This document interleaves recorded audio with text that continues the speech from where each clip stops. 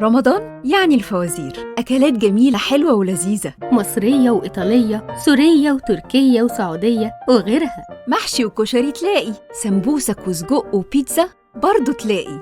هتركز معانا في كلمات الفزورة، ومن اللي هنقوله هتوضح قدامك الأكلة والصورة، وإحنا في كلام جميل جايبين لك منها كتير. كل اللي عليك تحذر وتفزر اسم الأكلة إيه؟ أكلتنا احتاروا الناس في أصلها، هولندية ولا مصرية؟ بس الأكيد إن الصغير والكبير لو دقها هيحبها ومش هيقدر يقاوم طعمها.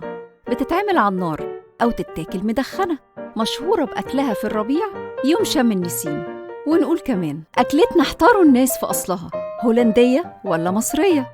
بس الأكيد إن الصغير والكبير لو دقها هيحبها ومش هيقدر يقاوم طعمها. بتتعمل على النار أو تتاكل مدخنة، مشهورة بأكلها في الربيع يوم شم النسيم. واللي مركز معانا في كلمات الفزورة هتوضح قدامه الأكلة والصورة. ها، يا ترى اسم الأكلة إيه؟